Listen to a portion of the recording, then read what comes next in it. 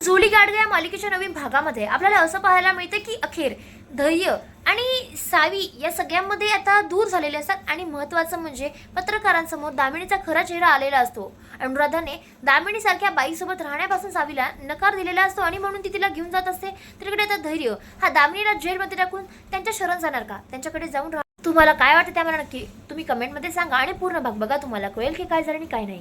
नमस्कार प्रेक्षकांनो, जुळली गाडगे या मालिकेच्या नवीन भागामध्ये आपल्याला असं पाहायला मिळतं की सावीला भरपूर अशी पुरावे सापडलेले असतात जे दामिनीला एक्सपोज करण्यासाठी मात्र तिच्याकडे असतात. त्यामुळे ती बोलते की आता काहीही झालं ना तरी हा खेळ आणि हे नाटक इथे संपवायचंच आहे आणि या बाईच्या पापाचा घडा इथेच भरलाय. त्यामुळे ती विचार करते आणि धैर्याला सगळं सांगायचा विचार करते. पण तितक्यातच तिला आठवतं की नाही, जर मी धैर्याला एकटं काही सांगितलं तर खूप मोठा प्रॉब्लेम येईल आणि म्हणून तिने पूर्ण परिवाराला सांगायचं ठरवलेलं असतं. इकडे इरा जी असते ना ती तिच्या खुरापती दिमागात काही ना काही सावीच्या विरोधात करण्याचा प्रयत्न करते. पण सावी यावेळेस फक्त नाटक करत असते. खरं तर ती लहान मूल वगैरे काही एक नसते. त्यामुळे बिचारी इथे आता तिला काय करावं ना ते तिला माहितीच असतं. त्यावर तिकडे धैर्य जो असतो ना तो सावीला बोलतो, काय ग सावी, अजून झोपली नाहीस का? तितक्यातच ती विचारच करत बसलेली असते की नेमका समोरचं पाऊल काय टाकावं. त्यावर धैर्यला ते बोलते, फ्रेंड मला एक सांग, तुला तुझ्या आईवर किती विश्वास आहे? त्यावर लगेच तिथे आता तो बोलतो, माझा ना माझ्या आईवर खूप विश्वास आहे आणि मला माहिती आहे ती कधीच काही चुकीचं करणार नाही आणि तिने जे काही केलं असेल ना ते माझ्या चांगल्यासाठीच केलेलं असेल. त्यावर लगेच ती बोलते, बरं फ्रेंड मला एक सांग, आई कधीच चुकत नाही ना, मग जर आई चुकली तर काय करायचं? आणि आई कधी ना कधी तर चुकतेच ना. त्यावर लगेच तो बोलतो, हां म्हणजे गुन्हा तिला कधी कधी करावा वाटत नाही पण काही गोष्टींसाठी करतेच. आता या सगळ्यामध्ये ती गुन्हेगार आहे, आपण असं सुद्धा म्हणू शकतो. त्यावर आता लगेच ती बोलते, धैर्य मला तुम्हाला काहीतरी बोलायचं आहे. त्यावर धैर्याला एकदम नवल वाटतं. तिथं तो बोलतो, सावी तुला सगळं आठवतंय? त्यावर धैर्याला ती लगेच बोलते, होय धैर्य, पण आता हे मी एकटी नाही, हे सगळ्यांना मला सांगायचं आहे. त्यावर तो बोलतो, सांग ना, मी या सगळ्या गोष्टीची किती दिवसापासून वाट बघतोय. त्यावर ती लगेच नाटक करत बोलते, म्हणजे तिला असं म्हणायचं असतं की हे बघा, माझी मेमरी लॉस झाली आहे, ही आता आली आहे, परत ही कुणाला सांगायचं नाही. कारण सगळ्यांच्या समोर जेव्हा मी सांगेल ना तेव्हाच हे सगळं काही सत्य होईल. कारण माझ्यासाठी इथे सगळेजण दुश्मनच आहे असं म्हणायला हरकत नाही आणि मला सगळ्यांपासून धोका आहे, जवळजवळ सगळ्यांपासूनच. त्यावर तू बोलतो, बरं ठीक आहे, तू सांग काय करायचं.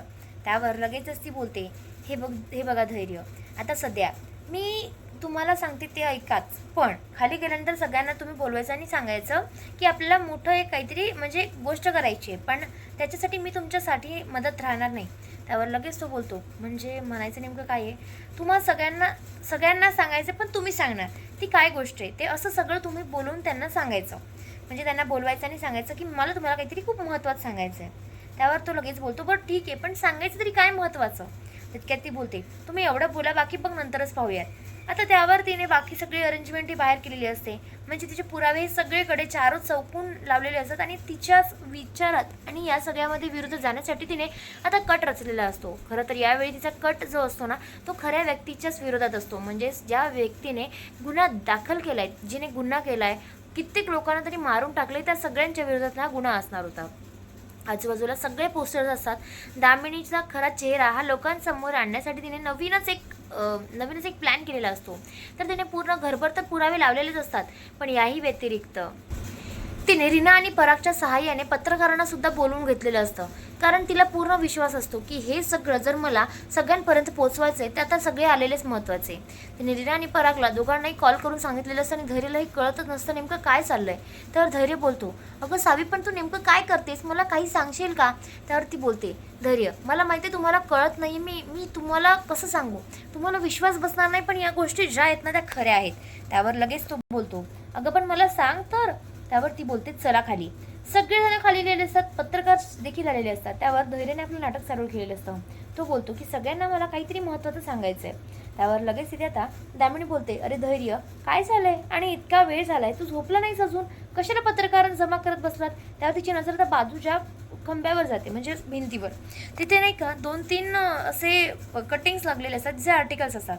आता त्याच्यामध्ये सगळं खरं सांगायचं ना तर दामिनीच्याच विरोधातले पुरावे जमा केलेले असतात. काही जागेवर तर फोटोसुद्धा असतात. म्हणजेच काय तर तिने मधुसूदनचा खून केला असे फोटोज, आणि त्यानंतर एक एक करून तिला समजत असतं की नेमकं काय करायचं आहे. त्यावर धैर्यला बोलते, धैर्य सगळं काय करतोयस तू? त्यावर धैर्य बोलतो, आई काय बोलतेस तू, मलाही माहीत नाही. त्यावर सावी बोलते, धैर्य बरोबर आहे, जे तुम्हाला वाटतं ते अगदीच योग्य आहे, कारण त्याने फोटोवरून अंदाज लावलेला असतो. त्यावर लगेच इथे दामिनी बोलते, अगं पण सावी, तुझी मेमरी लॉस नाही आहे, तू नाटक करतोस आतापर्यंत. त्यावरती बोलते, नाटक करत होते, पण आता मला सगळं कळलंय. त्या दिवशी जो माझ्या बाबांचा अपघात होता, तो अपघात नव्हता, तो तुम्ही घडवून आणलेला होता. आणि त्यांचा अपघात असंच नाही झाला, तुम्ही त्यांच्या अंगावरून गाडी चालवली, तेही 2 ते 3 वेळ. आता हे सगळं ॲक्सिडेंट जे तिने सांगितलेलं असतो, तो सगळं टी व्हीवर सगळ्यांना कळत असतो. त्यावर लगेच धैर्य बोलतो, काय, कसं शक्य आहे पण हे? त्यावरती लगेच सावी बोलते, हे बघा धैर्य, माझे बाबा काय होते तुम्हाला सुद्धा माहिती आहे, आणि त्यांनी सुद्धा मला हे सगळं सांगण्याचा प्रयत्न केला आहे. आणि खरंच मला एक सांगा तुम्ही, की ते जेव्हा इथे आपल्यासोबत होते तेव्हा त्यांनी मला तुमच्यापासून दूर का राहायला लावलं होतं? कारण त्यांना असं वाटायचं की दामिनी मॅडम आणि तुम्ही, तुमच्यापासून मला धोका आहे, आणि त्याचमुळे त्यांनी मला घरात ठेवून घेण्याचा विचार केला होता. पण आता हेच तर सत्य सगळ्यांच्या समोर यायचं होतं ना, आणि त्यांनी प्रयत्न केला सुद्धा. ते हे सगळे सुधाकर काकांपर्यंत डॉक्युमेंट्स, त्यांच्याकडून पुरावे जमा केले आणि तुमच्यापर्यंत आणणार होते की दामिनी मॅडम म्हणजेच यांनी माझ्या बाबांचा अपघात केला आणि त्यांचा जीव घेतला. आता मी काय करू तुम्हीच सांगा. धैर्य, एका बाजूला तुम्ही आणि दुसऱ्या बाजूला तुमची आई. तुमच्या चांगुलपणाचा यांनी विचार करायला हवा. तुमच्या विरोधात जाऊन नुसते डावं रचत राहायचे. अहो, यांनी किती काय काय केलंय. त्यांनी इतकंच नाही तर आता दया मामांचा खून देखील यांनीच केलाय. आणि मला एक सांगा, या सगळ्यामध्ये त्यांनी खूप लोकांचा, निष्पाप लोकांचा जीव घेतलाय, आणि तुम्हाला वाटत नाही का तुमची आई गुन्हेगार आहे म्हणून? त्यावर धैर्यला एकदम धक्का बसतो. त्यावर तो बोलतो, हे सगळं काय आहे आई, मला एका शब्दात सांगणार आहेस का तू? त्यावरती बोलते, हे बघ धैर्य, हे सगळं मी का केलंय का नाही केलंय तू पहिले ऐकून तरी घे. त्यावर आता एक एक पत्रकार चालू होतं. दामिनी मुजुमदार, काय चाललंय हे सगळं?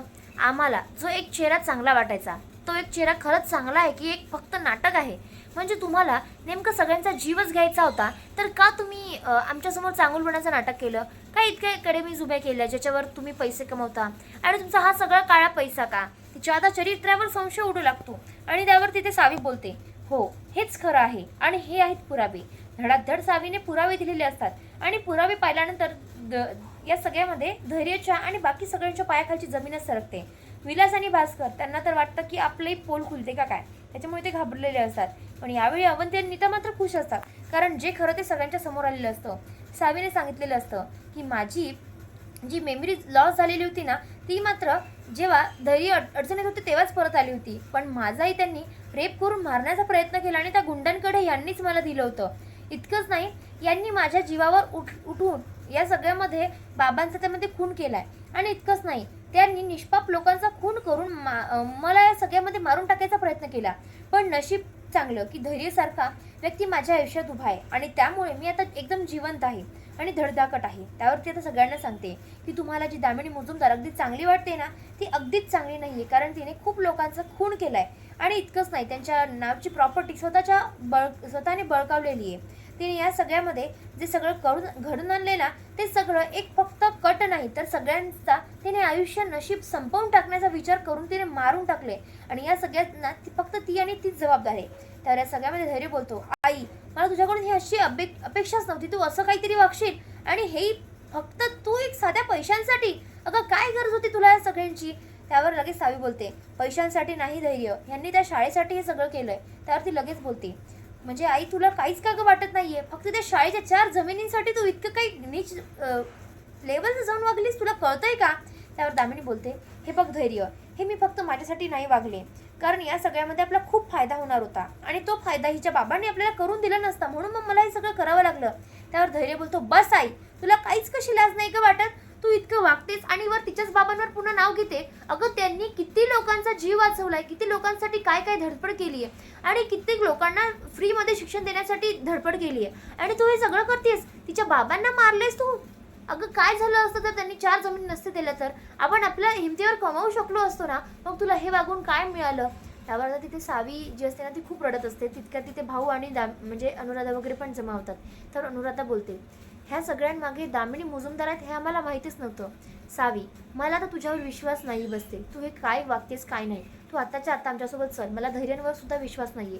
त्यावर धैर्य बोलतो, आई बघितलंस, तुझ्यामुळे, फक्त तुझ्यामुळे माझ्या आणि माझ्या प्रेमामध्ये आज इतक्या वेदना होत आहेत, आणि या सगळ्या मध्ये सुद्धा मी आणि सावी दूर जातोय फक्त तुझ्यामुळे. त्यावर तिथे दामिनी चांगलीच खचून गेलेली असते, कारण तिला खरा चेहरा सगळ्यांच्या समोर आल्यावर तिचं काय अवतार झाला नाही हे तिला माहिती असतं आणि तिच्यामुळे धैर्यच्या आयुष्यामध्ये किती मोठा प्रॉब्लेम झाला हे सुद्धा तिला कळून चुकलेलं असतं. त्यावर दामिनी बोलते, धैर्य तुला याच्याहीपेक्षा मी चांगली मुलगी, बस आई खूप झालं. कारण तिथे ती बोलते की सावीपेक्षा चांगली मुलगी तुला आणेल आणि इरा तर आहेच की.